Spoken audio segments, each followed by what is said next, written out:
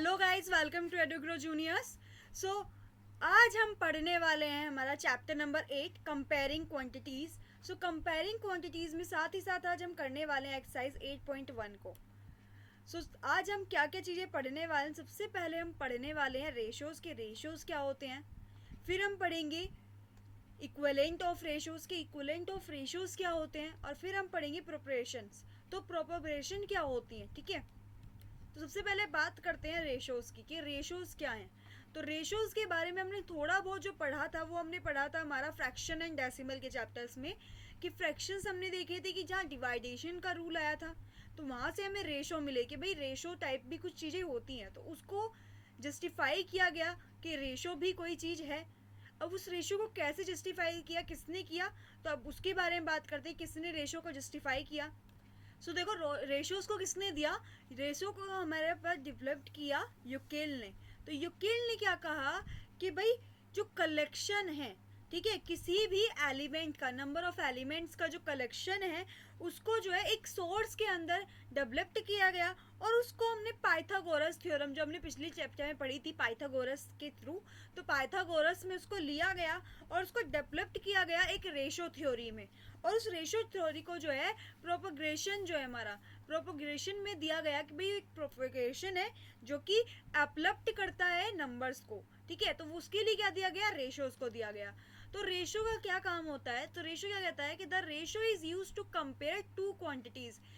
Ratio का काम क्या है कि हमारे पास टू क्वांटिटीज हैं उनको कंपेयर करने का। मान लिया कि भाई हमारे पास दो ग्लास हैं, अब इन ग्लास में जो है ना, एक ग्लास में अगर मान लें कि भाई एक ग्लास में हमारे पास 1 लीटर दूध है और दूसरे में 2 लीटर दूध है, तो दोनों में कंपैरिजन क्या होगा, दोनों की क्वांटिटी किसकी ज़्यादा होगी, किसकी कम होगी, किसकी सेम होगी। तो इस क्वांटिटी को जो है नापने के लिए, इस क्वांटिटी को जो कंपेयर करने के लिए रेशोज का यूज़ किया गया। तो क्वांटिटीज को जो है सेम यूनिट में लिया जाता है। कभी भी क्वांटिटीज जो है अलग अलग यूनिट में नहीं हो सकती कि भाई हमारे पास जो है 1 मीटर की लंबाई की कोई चीज़ हो गई 1 सेंटीमीटर की, तो उसमें ये कंपैरिजन नहीं होगा क्योंकि दोनों की यूनिट्स जो है डिफरेंट है। तो अगर हमें कंपैरिजन करना है, रेशोज निकालने हैं, तो उसके लिए हमें क्या करना होगा, उसे सेंटीमीटर से मीटर में या मीटर को सेंटीमीटर में चेंज करना होगा, जिससे उसकी यूनिट्स जो है दोनों सेम हो जाए। रेशो जो है रिप्रेजेंट किस साइन से होता है, तो रेशो हमारा इस साइन से जो है यहाँ पर डैश के साइन से रिप्रेजेंट होता है। उसको हम रीड कर सकते हैं कि टू भी लिख सकते हैं, डैश को हम क्या लिख सकते हैं, टू भी लिख सकते हैं। ठीक है, तो इसको हम अलग अलग नाम से प्रेजेंट करते हैं। तो ये क्या करता है, एक फॉर्म ऑफ फ्रैक्शन के तौर पर इसको प्रेजेंट करता है कि एक फॉर्म ऑफ फ्रैक्शन है, वहां पर हम इसको यूज करते हैं।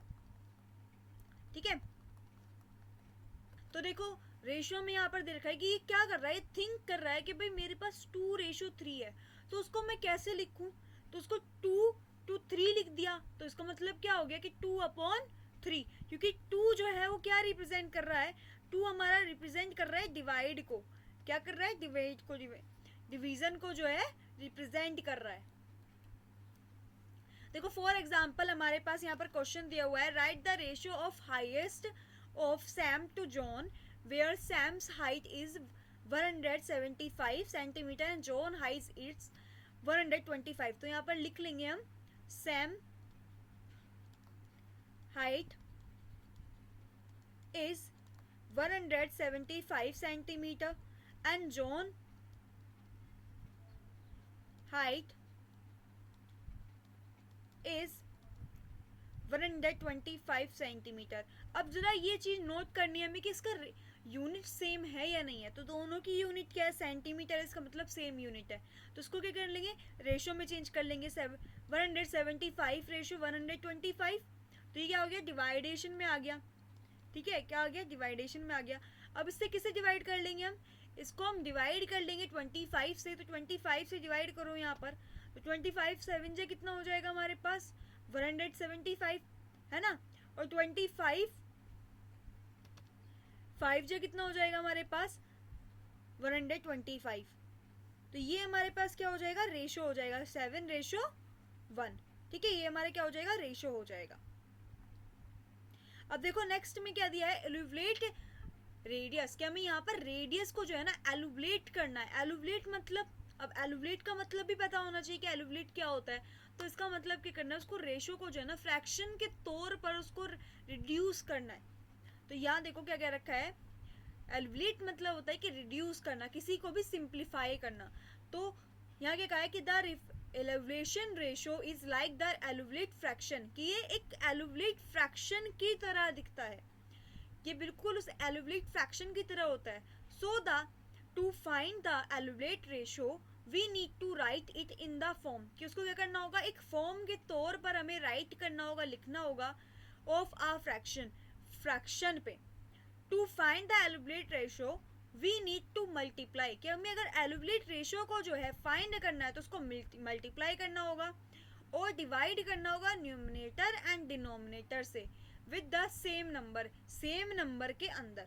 अब कैसे एलिवेट करें, कैसे सेम नंबर के अंदर उसको निकालें, तो देखो यहाँ पर हमारे पास एक रेशियो गिवन है, find the two elevate ratio, कि टू एलिवेट रेशो फाइंड करना है। तो यहाँ देखो 5.20 दिया हुआ है ना, हमें 5.20 दिया हुआ है। अब ये 5.20 में हम ऐसा क्या मल्टीप्लाई एंड डिवाइड करें जो ये रेशियो में आ जाए, है ना। तो जो ये रेशियो में आ जाए, तो एक चीज़ देखो यहाँ पर कि अगर हम इसमें 2 से मल्टीप्लाई एंड डिवाइड कर लें, ठीक है, 2 से मल्टीप्लाई एंड डिवाइड कर ले, तो हमारे पास कितना हो जाएगा, हमारे पास ये हो जाएगा 10/40, कितना आ जाएगा 10/40। अब हमारे पास इसको डिवाइड करने पर कितना आ गया 1/4, जबकि हम इसको 5 से डिवाइड करते तो 1/4 ही आता, बट वो क्या होता, सिंपल रेशो होता, उसको एलिवेट नहीं कर सकते थे। तो एलिवेट के लिए क्या करना होगा, सेम नंबर से मल्टीप्लाई एंड डिवाइड करना होगा और फिर उसको जो है कैंसिल आउट करना होगा। तो ये आ जाएगा हमारा एलिवेट रेशो, ठीक है, ये आ गया हमारा एलिवेट रेशो। अगर हमारे पास देखो अब यहाँ पर हमने मल्टीप्लाई कर लिया, अब हम अगर डिवाइड करें 5.20 को अगर डिवाइड कर दें हम 5.5 से, तो भी हमारे पास कितना आ जाएगा 1/4 आ जाएगा। तो ये क्या होगा, हमारे पास एलिवेट रेशो हो जाएगा। तो हमारा एलिवेट रेशो क्या होंगे 10/40 और 1/4, ठीक है, 10/40 और 1/4। तो ये क्या होंगे, हमारे एलिवेट रेशो होंगे। अब आते हैं प्रोपोरेशन पर।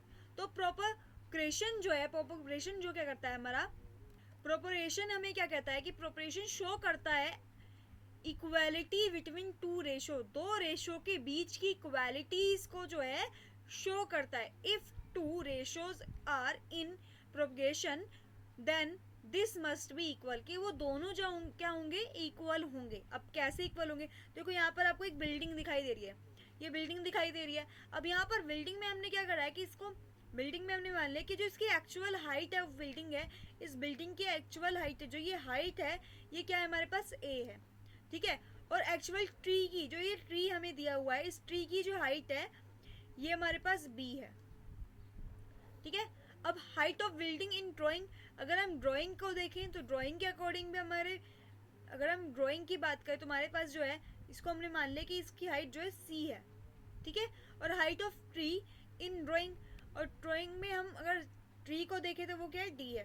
तो अभी हमने दो इमेजिनेशन की कि अगर हमारे सामने एक्चुअल में ये है तो उसकी हाइट जो है बिल्डिंग की वो a है और उसकी ट्री की हाइट जो है वो b है। बट अगर हम उसकी सेम ड्राइंग बनाए तो उसकी हाइट जो है उसकी बिल्डिंग की वो c है और पेड़ की जो हाइट है वो d है। तो इन दोनों को क्या करेंगे, रेशो को क्या करेंगे, इक्वल कर लेंगे, दोनों के रेशो क्या होंगे, इक्वल हो जाएंगे। अब अगर इक्वल रेशो है तो वो कुछ ना कुछ तो कंपैरिजन दिखाते होंगे, एक दूसरे के इक्वल होंगे। तो इक्वल कैसे होंगे, तो यहाँ पर क्या होगा, क्रॉस मल्टीप्लिकेशन, कि a जो है d से मल्टीप्लाई हो जाएगा या d a से मल्टीप्लाई हो जाएगा और b को हम c से मल्टीप्लाई कर लेंगे। a की मल्टीप्लाई किस में कर लेंगे, हम a से मल्टीप्लाई किस में कर लेंगे, d को, और b को किस में कर लेंगे, c से। तो हमारे पास क्या आ जाएगा, ad is equals to cb, ad is equals to cb।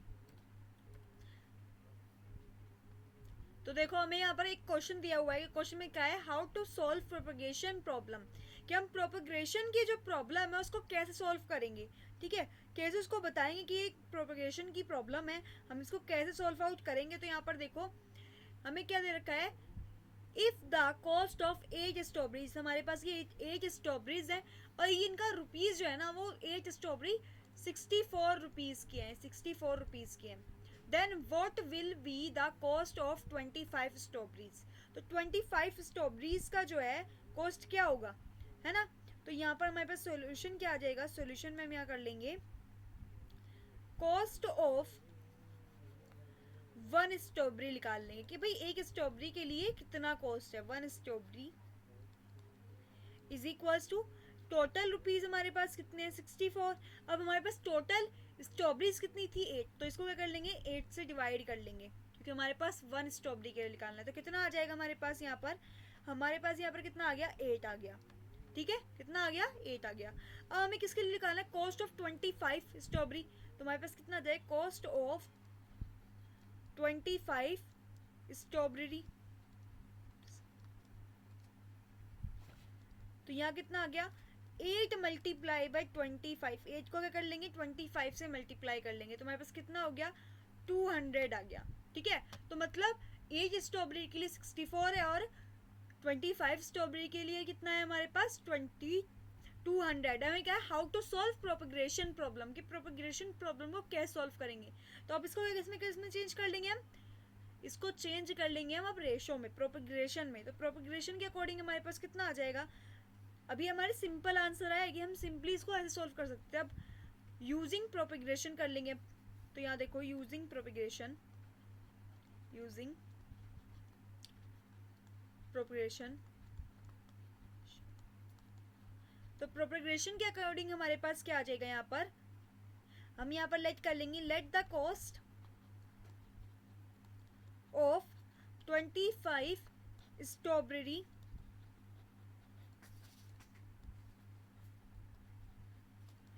Is equals to 64 ratio x. 64 ratio x कर लेंगे तो हमारे पास 8 अपॉन कितना आ गया 25 की 25 रेशोज है 8 अपॉन, क्योंकि हमारे पास 8 स्ट्रॉबेरीज थी और 25 स्ट्रॉबेरीज हैं अपॉन में। अब इसका कॉस्ट कितना हो गया 64 अपॉन एक्स। 25 के लिए हमें पता ही नहीं है तो 64 अपॉन एक्स आ गया। दोनों क्या करेंगे क्रॉस मल्टीप्लिकेशन कर लेंगे तो हमारे पास कितना आ गया यहाँ पर x is equals to 64 upon 8 multiply by 25। तो इसको 8 से डिवाइड किया तो कितना आ गया x इज इक्वल्स टू 200। तो हमारे पास x की वैल्यू कितनी आ गई 200। तो ये हो गया हमारा प्रोपगेशन मेथड के अकॉर्डिंग। तो हमने सबसे पहले क्या लिया कि भाई दोनों स्ट्रॉबेरीज के जो है रेशोज ले लिए, अब उनकी जो हमारे पास कॉस्ट है उनके रेशोज ले लिए, एक दूसरे के अकॉर्डिंग इक्वल रखे। अब इक्वल रखने के बाद हमने क्या निकाल लिया सेकंड 25 स्ट्रॉबेरीज की वैल्यू निकाल ली। सो नाउ अब हम करने वाले हैं एक्सरसाइज 8.1 को। तो जिसने भी चैनल को सब्सक्राइब नहीं किया है फर्स्टली जाके चैनल को सब्सक्राइब कर लो और बेल आइकन पे प्रेस कर लो, इससे आपको हमारी न्यू वीडियोस की नोटिफिकेशन मिल सके। और जाके वीडियो को लाइक कर दो, जहाँ थम्स अप बना हुआ है वहाँ थम्स अप दे दो आप जल्दी से फटाफट से, और वीडियो को शेयर कर दो अपने फ्रेंड्स में। तो देखो हम यहाँ पर क्या करने वाले हैं, हम एक्सरसाइज 8.1 को सॉल्व करने वाले हैं। फर्स्टली हमें क्वेश्चन में क्या दिया है, find the ratio of ₹5 to 50 पैसे, कि हमें यहाँ पर रेशो फाइंड करना है ₹5 to 50 पैसे। अभी हमने बात की थी कि जब हम रेशो फाइंड करते हैं तो उनकी यूनिट सेम होनी चाहिए, है ना। यूनिट अगर सेम होगी तो ही वो फाइंड हो सकता है। अब यूनिट सेम करने के लिए क्या करना पड़ेगा, पहले तो इनको कंपैरिजन करनी पड़ेगी। तो एक क्वेश्चन में देखो यहाँ पर हमें कितने रुपीस दिए हैं, 5 रुपीस दिए हैं, ठीक है। और हमें पता है कि भाई एक रुपये में कितने पैसे होते हैं हमारे पास, 1 रुपीज में कितने पैसे होते हैं, 100 पैसे होते हैं, 100 पैसे होते हैं। तो हम किस 5 रुपीज में कितने पैसे होंगे हमारे पास, 500 पैसे होंगे। तो यहाँ क्या कर लेंगे, अब इसका रेशो कर लेंगे तो कितना आ जाएगा हमारे पास 500 अपॉन 50, ठीक है। कितना आ गया 500 अपॉन 50। तो इसका हमारे पास रेशो कितना आ गया 10 अपॉन 1। तो यहाँ क्या हो गया 10:1। तो ये क्या हो गया हमारा पैसेज में रेशो आ गया, ये हमारा रेशो फाइंड हो गया। तो देखो हमें नेक्स्ट क्वेश्चन में क्या दिया है, क्वेश्चन नंबर बी में हमें दिया है 15 kg टू 210 ग्राम। तो हमें पता है कि भाई 1 kg में कितने ग्राम होते हैं, 1 kg में कितने होते हैं हमारे 1000 ग्राम होते हैं, ठीक है। 1 kg में कितने होते हैं 1000 ग्राम होते हैं। तो 15 kg में कितने ग्राम होंगे, 1000 मल्टीप्लाई बाई 15, तो हमारे पास कितना हो गया 15,000 ग्राम, ठीक है। तो यहाँ पर रेशो निकाल लेंगे तो रेशो क्या आ जाएगा 15,000 ग्राम अपॉन 210, है ना। तो इसको डिवाइड करा तो डिवाइड करने पर हमारे पास कितना आ जाएगा, यहाँ पर हमारे पास 3 से डिवाइड करो, ठीक है। 30 से डिवाइड कर लो तो 30 से डिवाइड करने पर हमारे पास कितना आ जाएगा हमारे पास यहाँ आ जाएगा 500/7, तो यहाँ कितना हो गया 500/7, तो ये क्या हो जाएगा हमारा आंसर हो जाएगा। ठीक है, अब देखो नेक्स्ट में हमें क्या दिया है 9 मीटर टू 27 सेंटीमीटर, तो यहाँ पर कितना आ गया कि भाई 9 मीटर दे रखा है, तो 1 मीटर में कितने सेंटीमीटर होते हैं 100 सेंटीमीटर होते हैं। सो 9 मीटर में कितने होंगे 900 सेंटीमीटर होंगे, तो इसका रेशियो निकाल लो, तो कितना आ गया 900/27, तो यहाँ पर हम किसे कर लेंगे 9 से डिवाइड कर लेंगे, तो 9 से डिवाइड करने पर हमारे पास कितना आ जाएगा 100/3 आ जाएगा, तो यहाँ कितना आ गया 100/3, तो यहाँ कितना आ गया 100/3। अब नेक्स्ट क्वेश्चन में हमें दिया है 30 days to 36 hours, तो हमें पता है कि भाई 1 डे में, ठीक है देखो 1 डे में कितने आवर्स होते हैं, 1 डे में हमारे पास कितने आवर्स होते हैं 24 आवर्स होते हैं, तो 30 आवर डेज में कितने आवर्स होंगे हमारे पास 24 मल्टीप्लाई बाई 30, कितने हो जाएगा 24 मल्टीप्लाई बाई 30, तो इसको मल्टीप्लाई कर लो तो हमारे पास कितना आ गया 720 आवर्स। ठीक है, कितना हो गया 720 आवर्स, तो इसका रेशियो निकाल लो 720/36, तो 36 से डिवाइड करेंगे तो हमारे पास कितना आएगा 20/1, तो यहाँ कितना आ गया 20/1, कितना आ गया आंसर 20/1, ये हो जाएगा हमारा आंसर। अब देखो नेक्स्ट क्वेश्चन में क्या दिया है हमें, नेक्स्ट क्वेश्चन में दिया है इन अ कंप्यूटर लैब, कि भाई ये कंप्यूटर लैब दिख रही है ना, यहाँ ये कंप्यूटर लैब हो गई, तो कंप्यूटर लैब में हमें दे रखा है देयर आर 3 कंप्यूटर्स, तो यहाँ पर क्या है 3 कंप्यूटर्स हैं 1 2 एंड एक पीछे भी हो सकता है कि भाई 3 कंप्यूटर्स हैं, every 6 student have many computers, how many computer, के भी एवरी 6 स्टूडेंट्स पर कितने कंप्यूटर्स होंगे, will be needed for 24 student के जो है 24 स्टूडेंट के लिए। अब यहाँ दे रखा है there are 3 computers for every 6 student, कि 3 कंप्यूटर जो है हर 6 स्टूडेंट्स के लिए 6 स्टूडेंट्स के लिए, 24 स्टूडेंट्स के लिए कितने जो है कंप्यूटर्स हमें चाहिए। ठीक है, तो यहाँ देखो ये किसमें कौन सा क्वेश्चन बन रहा है, प्रोपगेशन का क्वेश्चन बन रहा है, कौन सा बन रहा है प्रोपगेशन का क्वेश्चन बन रहा है, तो यहाँ पर हमारे पास क्या आ जाएगा 4 6 स्टूडेंट्स 3 कंप्यूटर्स नीडेड, तो कितने चाहिए 3 कंप्यूटर्स नीडेड है हमारे पास, सो फॉर 1 स्टूडेंट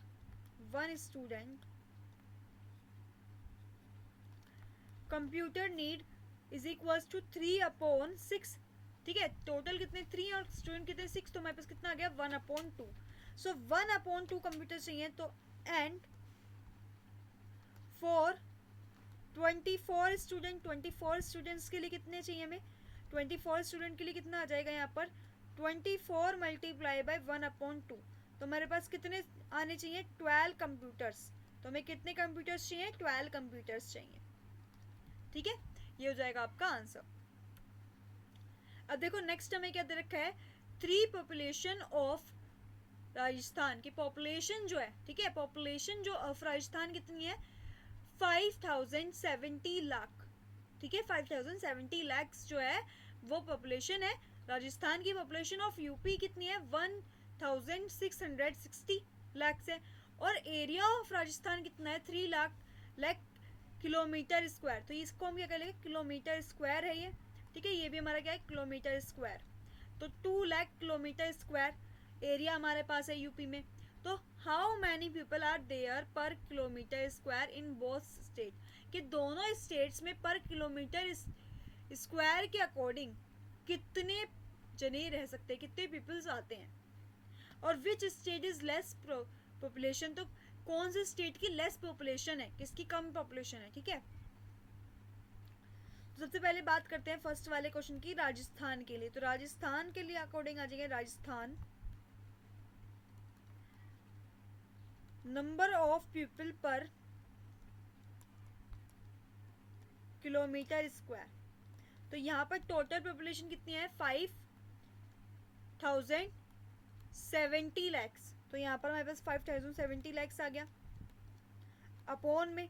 अब यहाँ पर कितना एरिया है हमारा, 3 लाख एरिया है, 3 लाख किलोमीटर का एरिया है, तो यहाँ कितना आ गया 3 लाख किलोमीटर,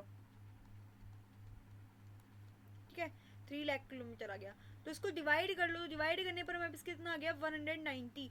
सो पर किलोमीटर स्क्वायर के अकॉर्डिंग कितने लोग रह सकते हैं, 190 पीपल्स जो हैं राजस्थान में रह सकते हैं। अब सेकंड हमारे पास क्या है, यूपी। तो यूपी के लिए निकाल लेंगे, यूपी नंबर ऑफ पीपल पर किलोमीटर स्क्वायर। तो यहाँ पर नंबर ऑफ पीपल कितना है 1660 लैक्स